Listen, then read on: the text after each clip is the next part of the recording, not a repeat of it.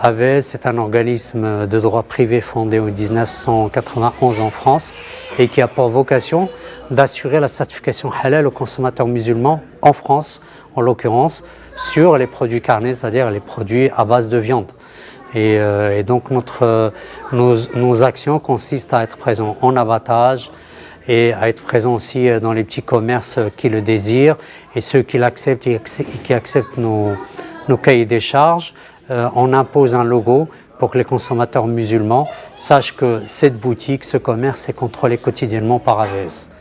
Donc voilà un peu la particularité de cet organisme qui est présent évidemment en France, qui est présent dans différents pays d'Europe comme au Royaume-Uni, la Belgique, quelques pays de l'Est, un temps présent aussi pour certains produits, des pots de bébé au Maroc, un temps aussi présent en Algérie où il y avait la distribution d'une marque qu'on certifiait halal. Alors la réputation d'AVS autour de la rigueur, autour de cette exigence, elle vient avant tout, ou elle est construite avant tout du fait que les gens qui l'ont fondé en 1991, sont essentiellement des jeunes musulmans de France et qu'on avait assez de voir que l'islam est synonyme de violence, l'islam est synonyme de travail bâclé, l'islam est synonyme de désordre, l'islam est synonyme d'escroquerie et qui avait envie de montrer que dans l'éthique islamique, il y a de grandes valeurs, il y a de hautes valeurs qui sont à mettre à la disposition de l'humain. C'est ce qui a motivé cet esprit-là et qui a fait qu'en permanence, on est dans l'exigence entre nous, on a une dynamique collective où tous discutent collectivement, où cette exigence qui se construit par l'interaction collective qui tend vers l'efficacité, la rigueur, l'authenticité de cette démarche et maintenant depuis quelques années autour de l'éthique. Comment gérer, comment construire dans le respect de l'éthique islamique et dans le respect de l'éthique de la société où nous vivons, dans une société industrialisée aujourd'hui qui se pose plein de questions.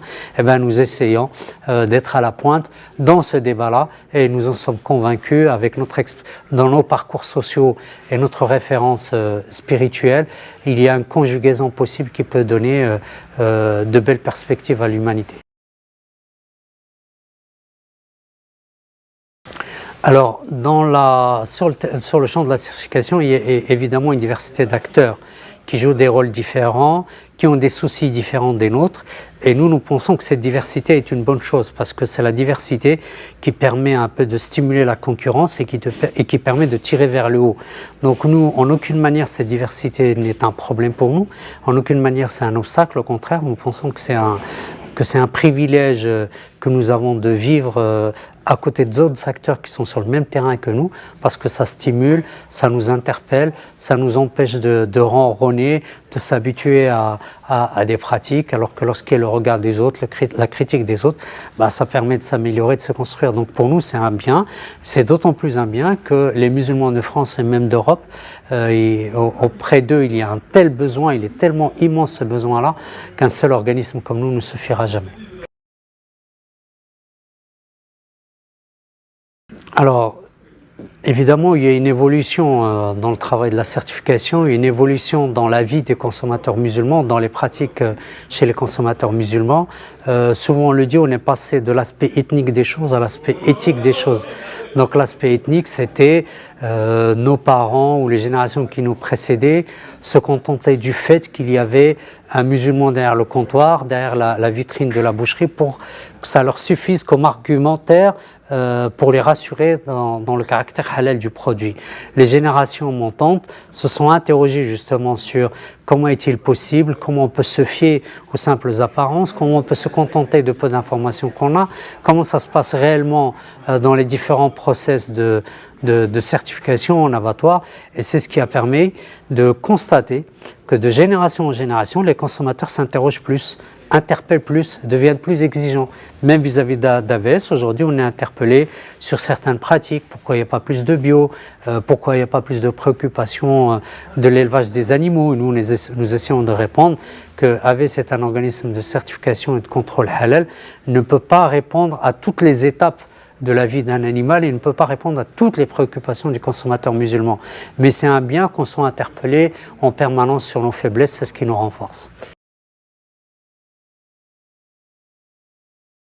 Alors évidemment, le travail d'AVS ou l'activité d'AVS l'amène à travailler avec une diversité de partenaires musulmans, non musulmans. Parmi les musulmans, il y a différentes catégories, restaurants, boucheries, les usines de fabrication, les abattoirs. Et du côté des non-musulmans, nous avons le même type d'activité. Et avec les non-musulmans, prime abord, on pourrait penser que ça peut être difficile, ça ne l'est pas du tout. Parce que premièrement, c'est eux qui viennent frapper à notre porte, donc ils sont intéressés par l'activité. Deuxièmement, ils apprécient l'esprit de rigueur et d'exigence, même si dans les premières fois, quelques partenaires non musulmans se disant bon, comme c'est des musulmans, ils vont accepter mes contraintes, ce qu'on montre dès le départ, que nous aussi on a de la rigueur, on a des exigences et que nous aussi on veut essayer de travailler dans un esprit de transparence et professionnel. Donc ils apprennent à nous connaître et aujourd'hui on a des relations avec certains partenaires non musulmans qui datent depuis la fondation de la structure. Donc on a d'excellentes relations, à part ceux qui effectivement ont des préjugés ou qui ne sont pas dans l'excellence de leur travail, bah ça, que l'on soit musulman ou pas, on ne peut pas travailler avec eux. Alors, l'activité d'AVS pendant le mois de Ramadan, elle évolue un peu. Elle évolue dans le sens où, effectivement, la majorité les 200 salariés que nous avons jeunes, la majorité d'entre eux interviennent dans les abattoirs. Et quand ils interviennent dans les abattoirs, c'est à des horaires variés. Ça peut être à 1h, 2h, 3h du matin, à minuit, ainsi de suite. Donc, la cadence, on s'arrange avec les partenaires pour que le maximum de leur production soit réalisé avant le début de Ramadan, pour que pendant le mois de Ramadan, la cadence soit supportable pour les salariés. C'est aussi la possibilité pour les salariés de travailler moins de temps et de récupérer les horaires après le mois de Ramadan. Mais la consommation elle-même de viande, même si de prime abord, avant le début de Ramadan, il y a une accélération, une augmentation, après elle se stabilise, voire elle diminue vers la fin.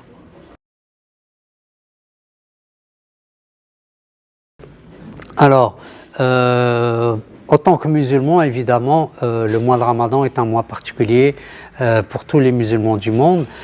Ici en France, alhamdoulilah, il y a cette possibilité d'avoir des mosquées un peu partout, d'avoir de plus en plus d'activités autour du Ramadan, conférences, rencontres, séminaires. Donc le mois de Ramadan, on devient de plus en plus exigeant pour le vivre de la manière la plus forte spirituellement. Donc je me prépare, comme la plupart des musulmans en France, à faire en sorte que ce mois ce soit un tremplin pour les mois à venir. Donc je réduis mon temps de travail, je me consacre essentiellement à le vivre en famille, à le vivre en communauté, à lire le Coran tous les jours, à méditer, à faire en sorte que le mois soit comme un stage intensif qui me permet de progresser dans ma relation avec Allah subhanahu wa ta'ala, de progresser dans ma relation avec autrui.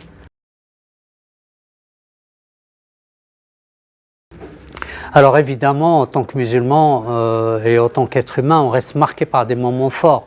Et parmi les moments forts, il y a le mois de Ramadan. Donc quand j'étais enfant et comme je suis d'origine marocaine, comme j'étais enfant, les moments forts, c'est ces foules importantes qui se dirigent vers les mosquées, cette seconde journée qui commence la nuit, ces nuits qui sont longues, cette vie de famille élargie où tout le monde partage tout. Donc la convivialité, la spiritualité, le fait de vivre en communauté, ça m'a marqué quand j'étais enfant, lorsque j'ai eu cette chance de passer quelques périodes de mois de Ramadan pendant les vacances scolaires au Maroc. Alors aujourd'hui, on a organisé une conférence dans le cadre des 25 ans d'AVS et dans le cadre des Journées du Halal. Les Journées du Halal est une activité organisée par une organisation française, donc c'est des musulmans, qui a quelques années d'expérience et qui a pour objectif un petit peu de permettre aux gens de connaître un petit peu plus sur le halal, de débattre, de toucher de plus près. Donc une organisation pertinente, intéressante, intelligente à laquelle nous avons décidé de participer pour la deuxième fois parce que nous estimons que c'est une responsabilité morale. Nous sommes dans le halal, donc la moindre des choses c'est d'y contribuer. Et puisque l'objectif c'est de faire connaître le halal, que le consommateur touche de plus près les organismes, les entrepreneurs, qu'ils voient de plus près la réalité du halal. Donc pour nous, il y avait une pertinence de choisir ce moment-là, d'y participer, de lui donner de l'ampleur, de participer à sa communication, parce que les consommateurs nous communiquent leurs besoins de comprendre. Et donc là, c'était un moment opportun dans le cadre des journées du halal et dans le cadre des 25 ans d'AVS, c'était un moment opportun, un moment choisi, très fort, pour prendre le temps d'échanger avec le consommateur. Et ma foi, se fait une belle rencontre, une belle réussite.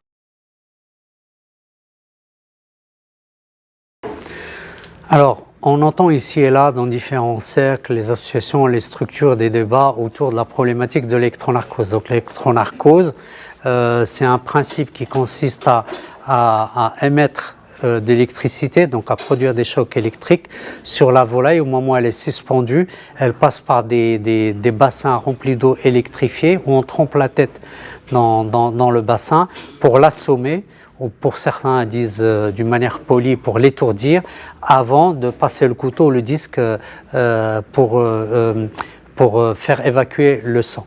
Alors nous, AVS, on ne l'a jamais pratiqué, on l'a toujours refusé, parce que tout simplement les conseils de savants le refusent. C'est pas parce que AVS n'aime pas ou AVS ne supporte pas, tout simplement puisqu'il s'agit d'une activité liée à des principes islamiques, il faut se tourner vers les experts en la matière, et la majorité des conseils des savants dans le monde refuse l'étourdissement parce que ça fait souffrir la bête, même si la bête elle reste vivante après coup, ça fait souffrir la bête.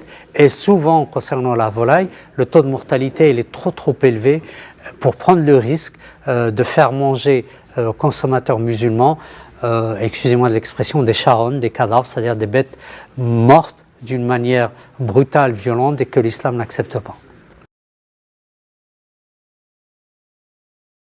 Et je veux profiter de l'occasion pour souhaiter un bon mois de Ramadan à tous nos téléspectateurs et à nos téléspectatrices, et demander à Allah subhanahu wa ta'ala que ce soit l'occasion pour eux de se rapprocher de lui, que ce soit l'occasion pour renforcer les liens familiaux, que ce soit l'occasion aussi d'être patient avec ses proches, parce que les temps sont durs, les situations sont parfois difficiles, et d'avoir dans la proximité d'Allah, avoir cette confiance qu'Allah subhanahu wa ta'ala s'occupe de nous, s'occupe de nos familles, et que nous, il nous donne l'occasion pendant le mois de Ramadan, justement, juste d'ouvrir notre cœur, de sourire, d'être à l'écoute, et lui s'occupera de tout, Inch'Allah. Donc c'est aussi le mois de l'espoir, c'est le mois de la patience, c'est le mois de l'espoir, et qu'Allah mette la baraka dans votre jeûne, qu'il l'agrègue, qu'il vous donne la force d'assister à toutes ces prières, de profiter de toutes les communications sur ce mois, sur les enjeux du Coran, sur les objectifs du Coran. Wa barakallahu fikum wa jazakum Allah anna kulli khair wa assalamu alaykum wa rahmatullahi wa barakatuh.